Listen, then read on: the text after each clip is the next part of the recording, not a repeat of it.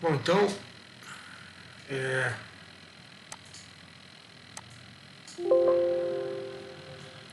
vamos começar a aula aqui. Eu vou, como tem gente ainda que não participou da aula, da primeira aula que a gente fez, e como eu estou gravando, eu,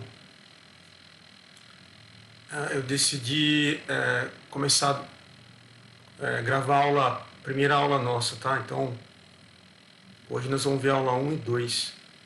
Então, estamos aqui a aula de métodos de simulação produção, tá? Então, a gente vai ver primeiro aqui o assunto é pesquisa operacional. Então, aula número 1. Daí, o assunto que a gente já viu, né, na primeira aula aí foram esses tópicos, né? A gente já falou sobre o objetivo, a ementa, a soma da bibliografia, tá? Tanto complementar como a básica. Então, na questão de literatura, que é a nossa bibliografia, né? Eu falei para vocês do MATLAB, tá? Esse aqui é um livro que a gente tem para poder utilizar na matéria, tá? Nós temos esse outro livro também, Introdução ao MATLAB para Engenheiros, um outro livro para a gente utilizar. A questão aqui de modelagem, né, e simulação para nossa disciplina, então a gente tem esse outro livro, só que esse aqui é mais voltado para o software Arena, né? Temos esse outro livro também, com o software Arena.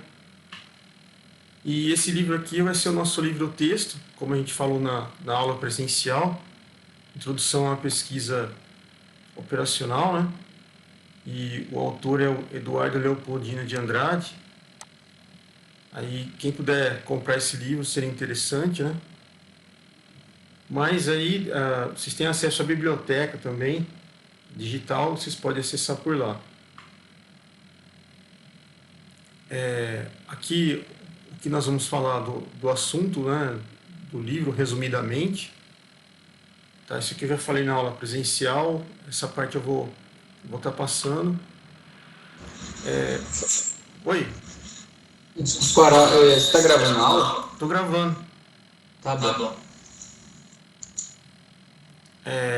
Esse outro livro, né, Grafos, um outro assunto que a gente tem dentro da bibliografia complementar. Esse aqui é uma bibliografia alternativa, tá? Grafos, Introdução e Prática. Eu estou passando mais rápido aqui porque essa parte a gente já falou na aula presencial. Só uma parte de literatura mesmo que eu vou passar rápido aqui, tá? Temos esse outro que é métodos quantitativos. Esse outro de pesquisa operacional. E aqui você tem uma série de livros, tá? 10 livros aqui, ó, só de pesquisa operacional. Você pode seguir. Nós vamos inicialmente seguir esse livro aqui, ó. Tá? Depois pode ser que mude, tá? Depende do assunto aí que a gente vai seguir, né? E aqui outros livros para o MATLAB, se for utilizar o MATLAB. Né? Questão da ementa, nós também já vimos essa parte na parte presencial, tá? Deixa eu só ver o que a gente vai fazer aqui.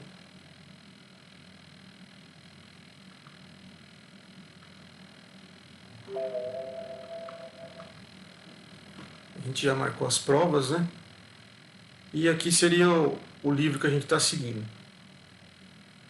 Então, vou começar por aqui, tá? Então a pesquisa operacional, tá? Que é o assunto que a gente está estudando aí, ela foi utilizada pela primeira vez, né?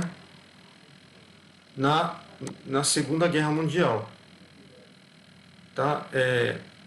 Isso começou a ser utilizado nessa época porque você tinha operações militares ocorrendo, tá? Por exemplo, como que você faria para remanejar uma quantidade de soldados, né? Se eu tenho aqui, por exemplo, uma área e eu preciso jogar essa quantidade de soldados para uma outra área, uma área B, tá? É uma área de extrema periculosidade, né? Que você uma área, por exemplo, uma fronteira, né? Aqui tem o inimigo, tá? E você precisa remanejar esses soldados para cá.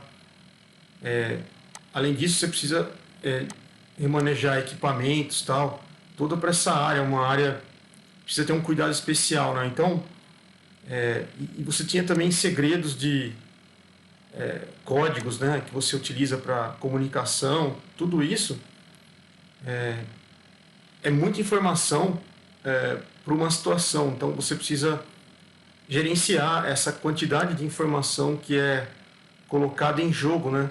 Quando a questão é a sua própria vida, né, que está em jogo. Então, você precisa criar métodos de decisão, gerenciamento de informação, para não perder essa quantidade de material humano, material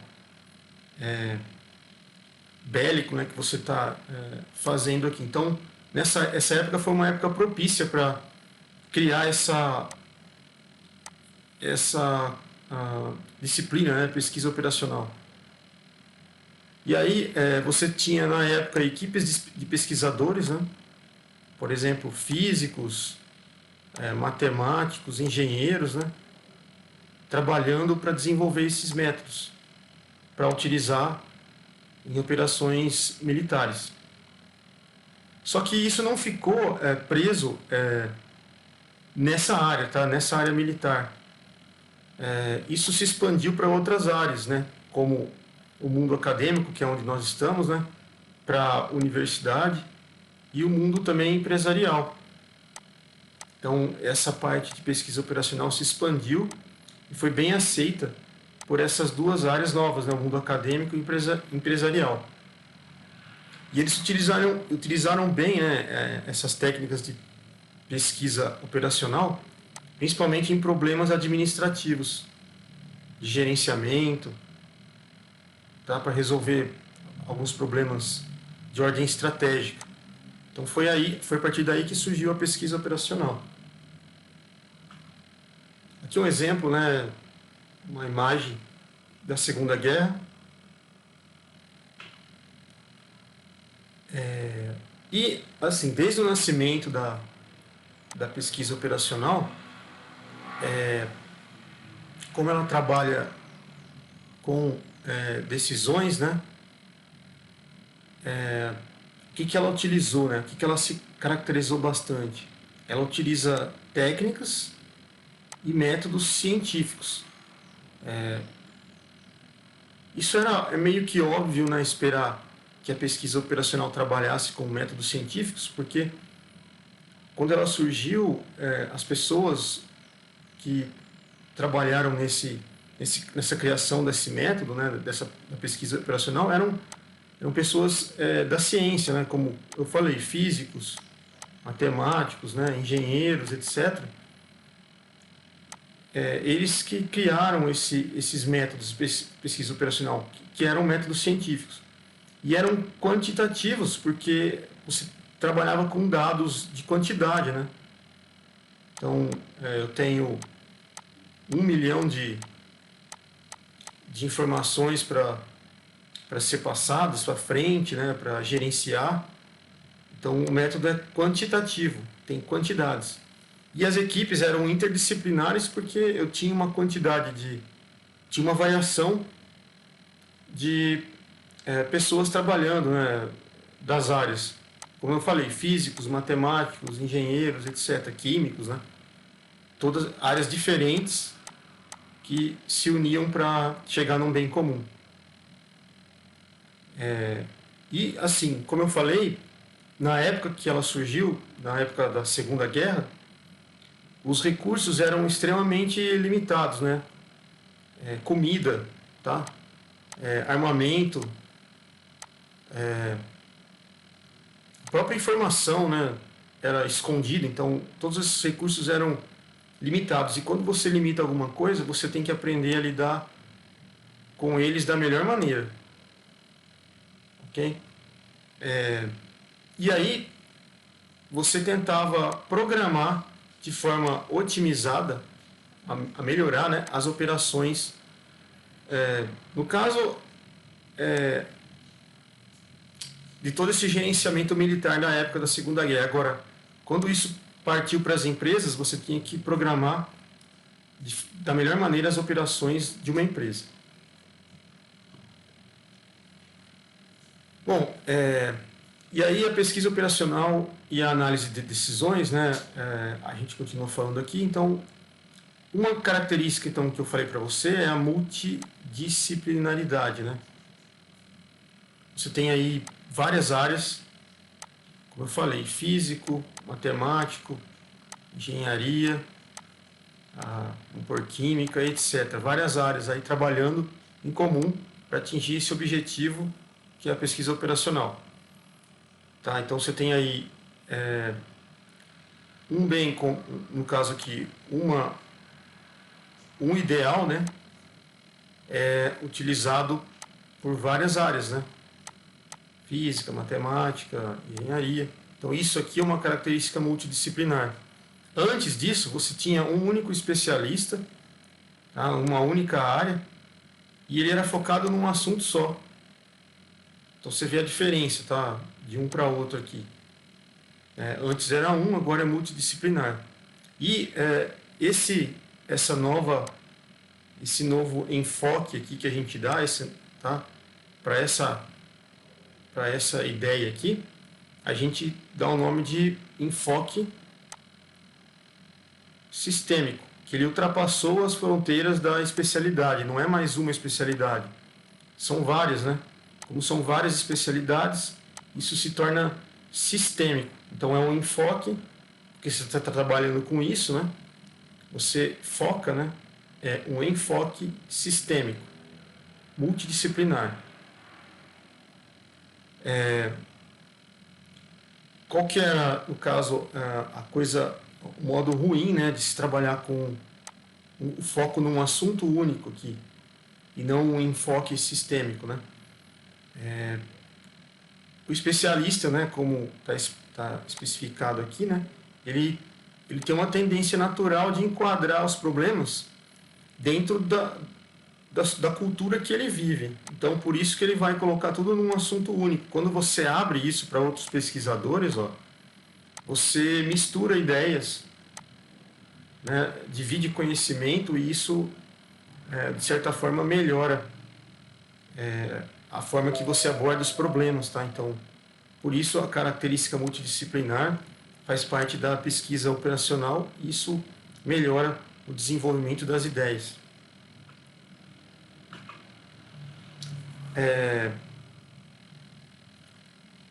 Bom, então, mais, né, no caso, a natureza e o ambiente de negócios da pesquisa operacional, o mesmo a natureza e o ambiente de negócios que os problemas, os processos faziam parte,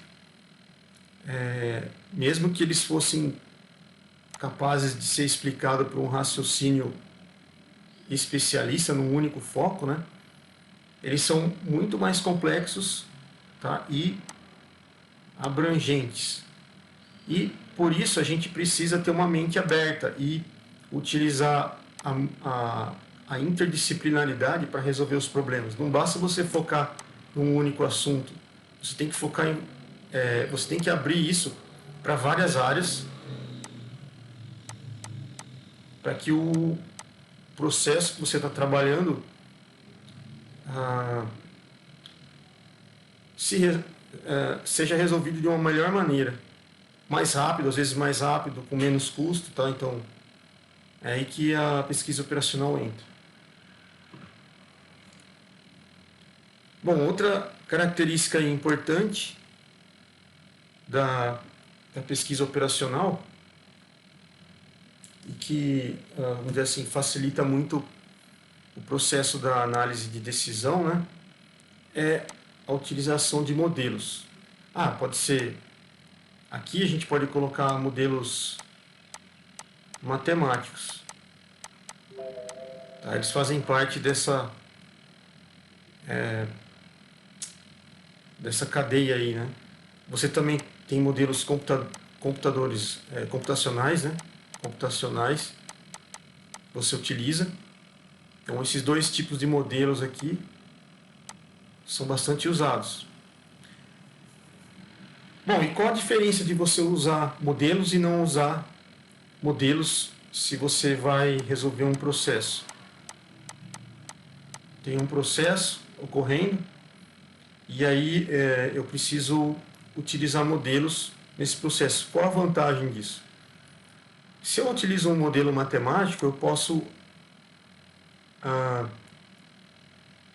colocar variáveis de forma que eu faça uma experimentação daquele modelo. Eu posso colocar dados ali que vão me fornecer resultados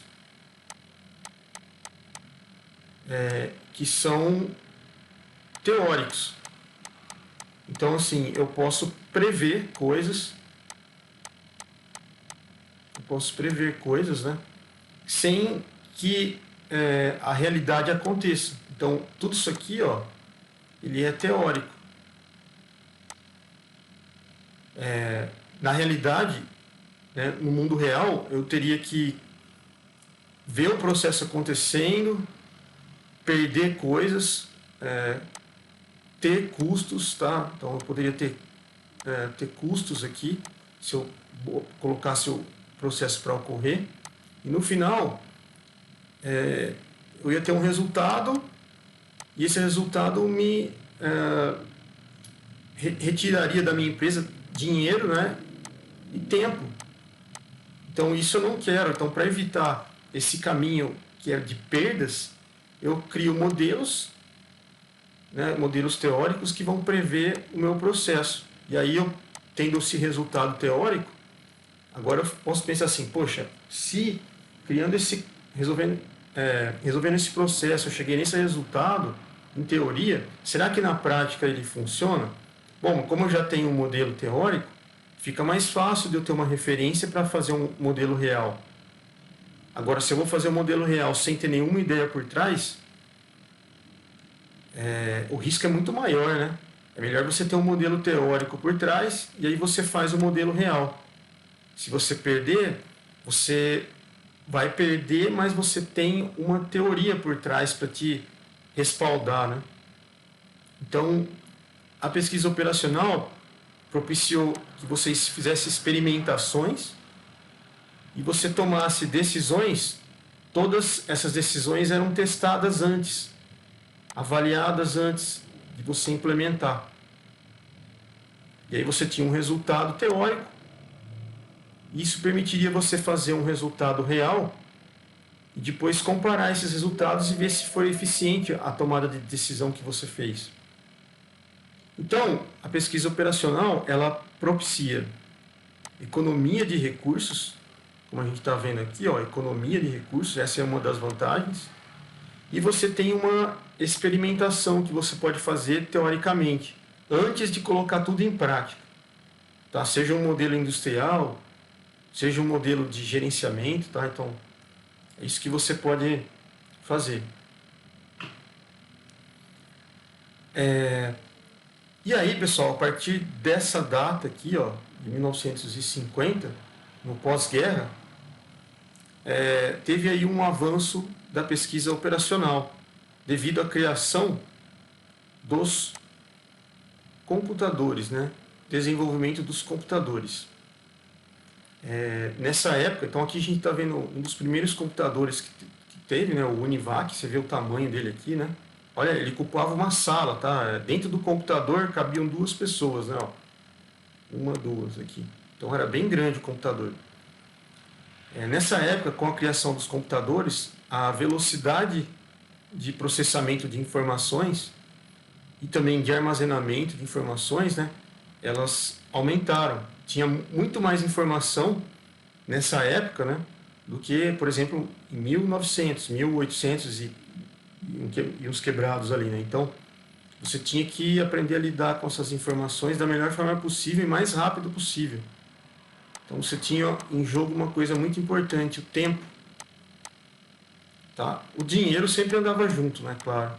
Essas duas coisas juntas fez com que a velocidade de cálculo das informações que as pessoas, as empresas, as instituições necessitavam era muito maior. Né? Então o computador deu esse impulso aí da velocidade de processamento, armazenamento, recuperação das informações. Bom, essa parte aqui já é uma parte que a gente tinha parado na aula presencial. Então daqui para frente é tudo inédito, né? Bom, qual que é o desafio das empresas no tempo atual, né? No hoje? Qual que é esse desafio delas? Bom, então a gente pode dizer que os desafios que as grandes empresas eles enfrentam atualmente, tá? Então, que uma empresa enfrenta atualmente é o de elas se manterem competitivas. Tá? Vamos dar um exemplo, né? Eu tenho duas fabricantes aí de veículos, tá? Automóveis. Então vamos dar um exemplo aqui, a Ford e a Volkswagen. Essas duas. As duas são concorrentes, né? Elas dependem do mercado.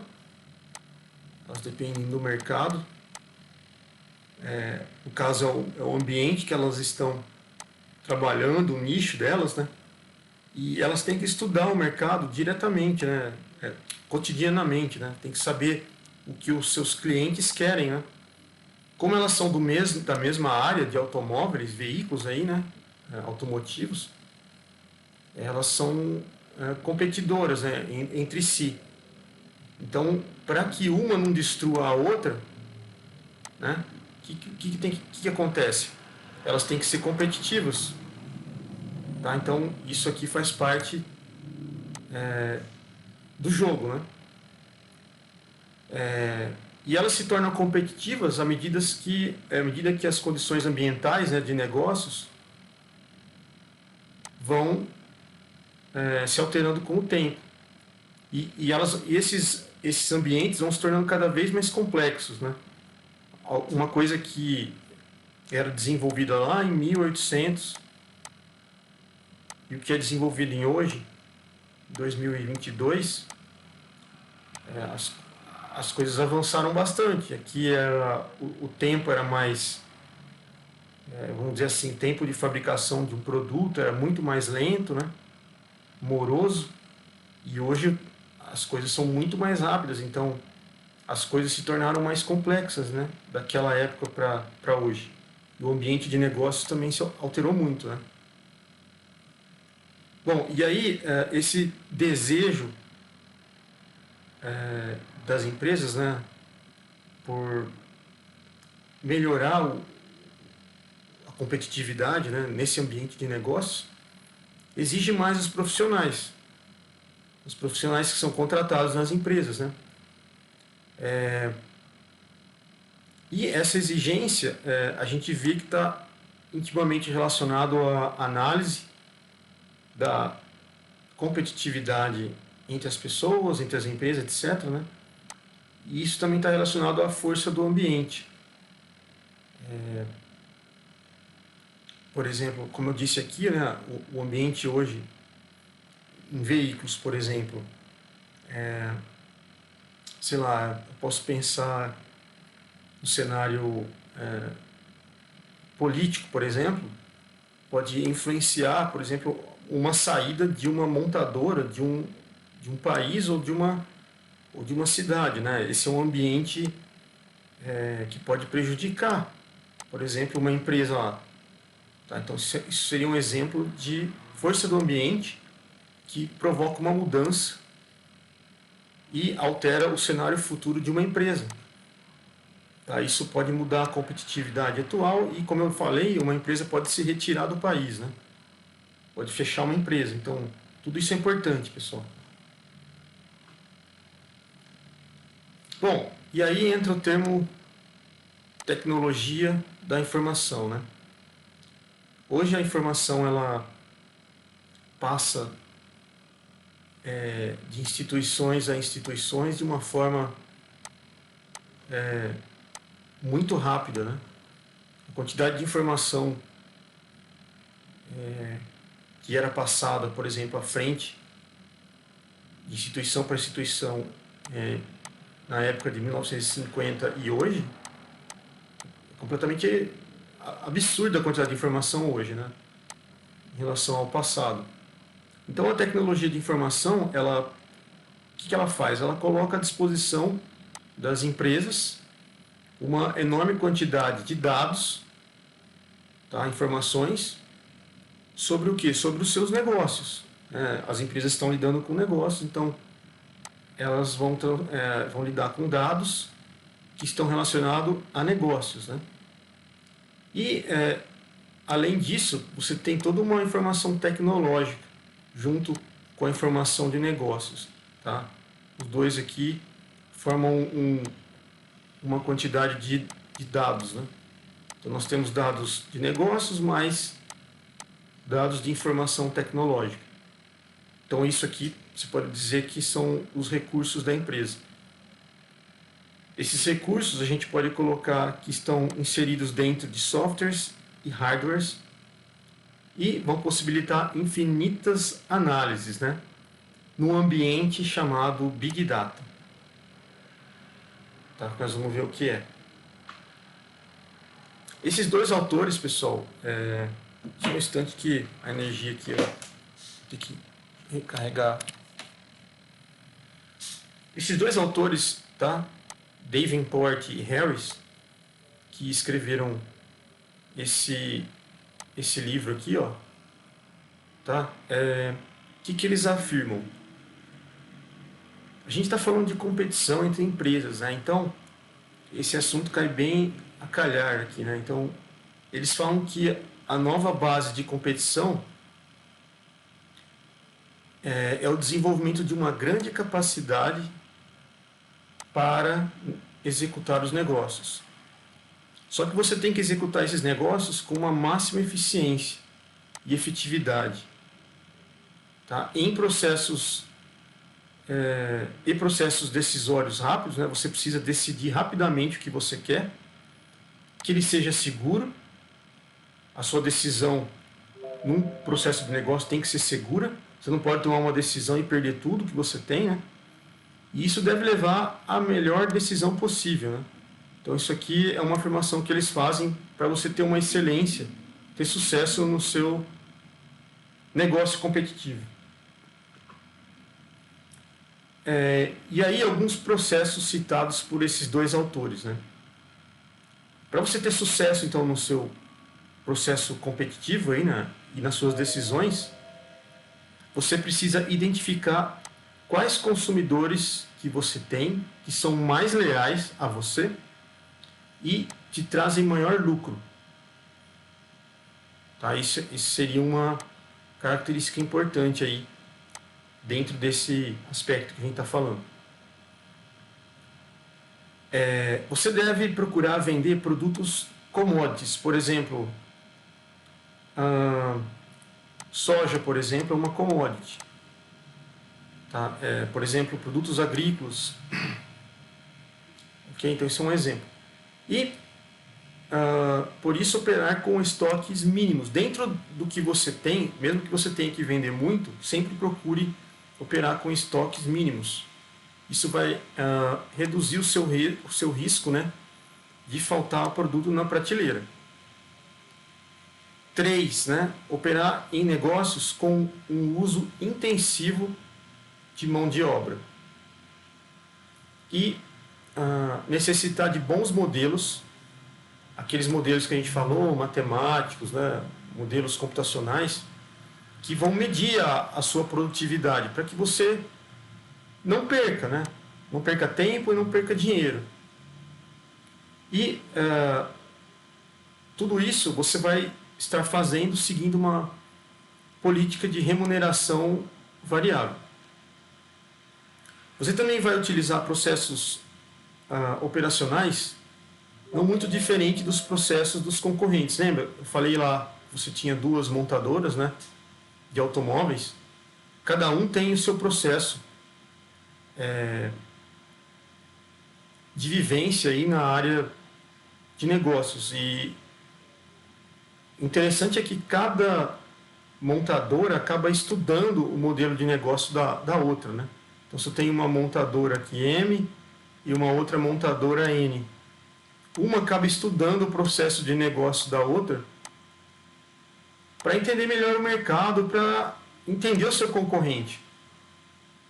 Certo? Então, isso acaba acontecendo. E aí você acaba tirando vantagens nas decisões sobre alocação de recursos, otimização da cadeia de suprimentos, distribuição. Então, tudo isso acaba sendo estudado, né? Bom, agora um conceito novo que aparece aí para a gente é o conceito de competição analítica. Ok? Então, como que é esse conceito?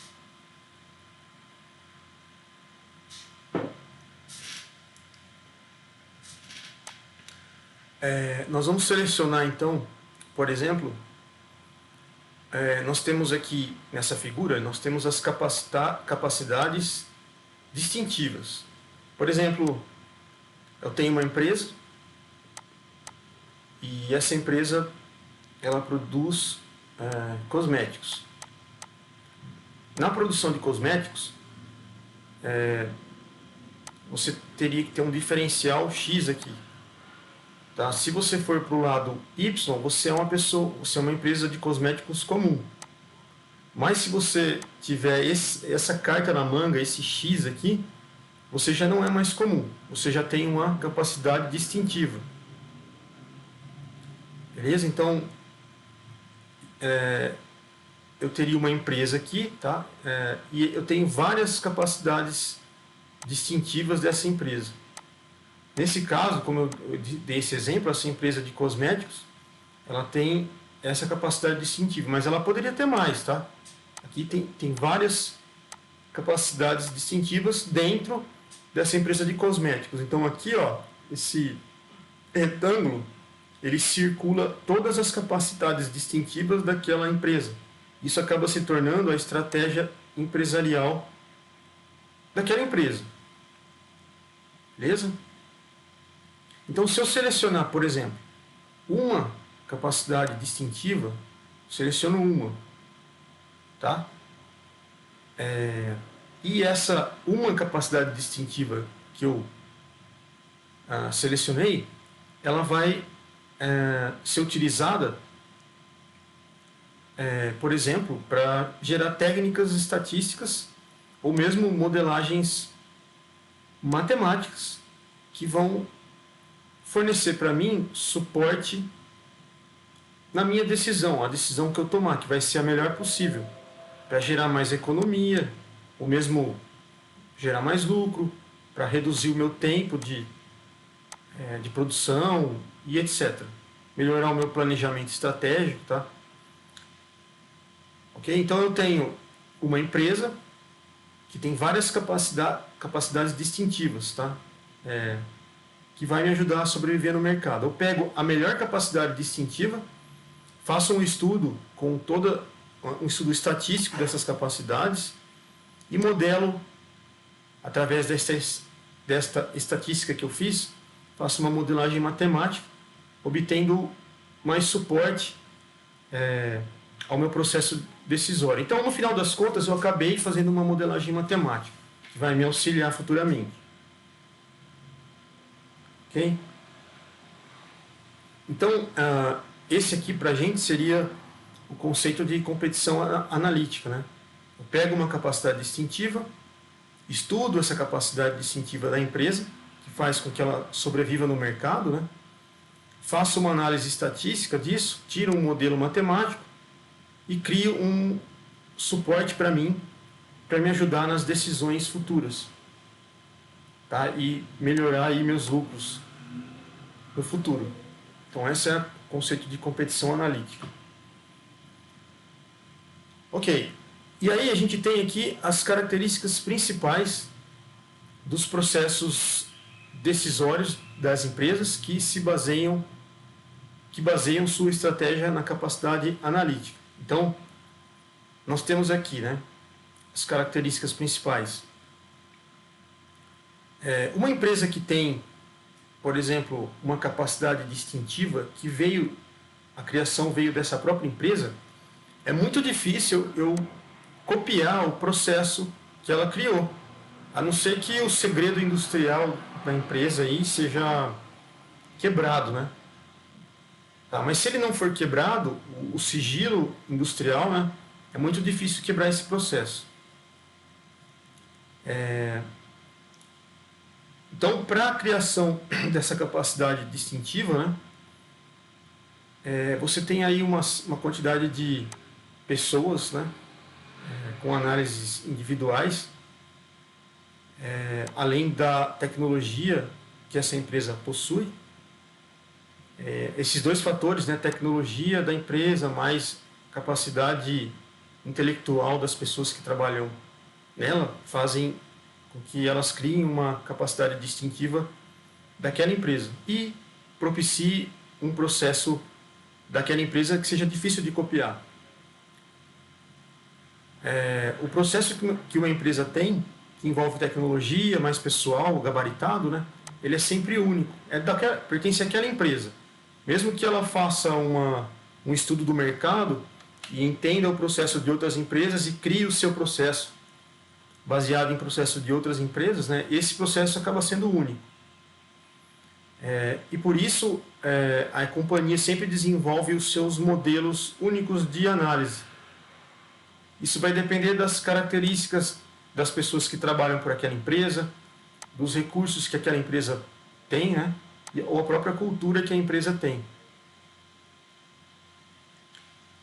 Outro item, né, característica desse processo decisório das empresas, é que o processo que a empresa possui, ele é adaptável. Como eu falei, você tem competição entre empresas num mercado extremamente difícil de sobreviver, né? Então você vai ter você vai ter que criar uma competência muito forte, analítica, né, naquela empresa para ela sobreviver no mercado. Então você vai sempre ter ideias inovadoras acontecendo. E isso vai propiciar uma adaptação às ideias antigas, né? O processo também é renovável, pessoal. Como você tem competição no mercado, você sempre tem que ter ideias inovadoras que se renovam com o tempo. A tecnologia de informação, a computação, ela também sempre está evoluindo. Então, tudo acaba se renovando no final. Ok? E aí a gente entra num negócio chamado Big Data. Tá? Isso aqui é interessante para a gente. Imagine o seguinte, né? A gente tem aí as organizações, e elas vão ter à sua disposição uma quantidade enorme de dados e informações. Tudo isso fica armazenado num banco de dados. Essas organizações, tá, que no final das contas são as empresas, elas vão coletar informações em tempo real, seja no seu trabalho em negócios, seja qualquer área de conhecimento aí, né, elas vão ter essa coleta de informações para trabalhar com esses próprios dados aqui, tá? E como essas informações são coletadas? Eles coletam as informações a partir de sensores. Tá? Esses sensores, por exemplo, vão monitorar todos os processos das empresas e vão ser armazenados num banco de dados. Exemplo de sensores, por exemplo, que fazem esse monitoramento do processo numa empresa são sensores de radiofrequência, identificação de radiofrequência, esse RFID. Tá? Um exemplo aí é esse dispositivo que a gente colocou aqui na esquerda, ó, um sensor de monitoramento de processos, tá? Por radiofrequência. Então eles monitoram todas as informações que passam, por exemplo, numa produção industrial. Qual a quantidade de material ou produto que é produzido, se tem algum problema, por exemplo, na sequência produtiva, todas essas informações são armazenadas. Tá? E como você tem uma quantidade enorme de informação, a quantidade de dados é enorme que a empresa tem que trabalhar. Ok? Esses dispositivos, eles são equipamentos que trabalham à distância, então eles captam informação à distância. E eles são dados, então, que eles trabalham com códigos de barras, né, lidos por computadores. Então, toda essa quantidade de informação que é gerada, pessoal, a gente, como é uma quantidade enorme de dados que uma empresa precisa lidar, ok? Então isso foi chamado de Big Data, uma quantidade enorme de dados que uma instituição, uma empresa, etc., trabalha, tá? Para gerar mais dados, para gerar no futuro menos custos, mais dinheiro, menos tempo de trabalho, tá? Então esse é o conceito de Big Data. E aí a gente pode falar que o Big Data ele se resume em 5 Vs, né? Hoje a quantidade de volume de informação de dados é muito grande. Então nós temos o primeiro V, volume. A velocidade de processamento das informações é muito grande. A variedade de informações, tá? Eu posso ter uma quantidade de dados do tipo 1, passando de empresa para empresa, ou do tipo 2, e assim, N tipos de dados aí, tá? Os dados são verdadeiros ou são falsos? Será que são fake news, por exemplo? Então, isso também é importante. E você agrega valor ao trabalhar com toda essa cadeia aí de informações, né? Então, nós temos aí 5 Vs. Portanto, o que seria o Big Data? Então, a definição de Big Data, o que seria, se a gente for colocar uma definição aqui, né? Então, são dados que as empresas trabalham, né? Com maior variedade de informações que chegam em volumes maiores, crescentes, né? Com uma velocidade cada vez maior. Isso é conhecido como 3 Vs, né? A gente colocou 5 Vs lá, mas ele é mais conhecido como 3 Vs. Então, o Big Data é um conjunto de dados maior e mais complexo, especialmente novas fontes de dados. Então, esse aqui é o conceito para a gente de Big Data.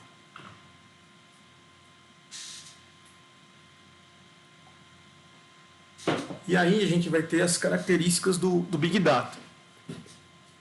Ok?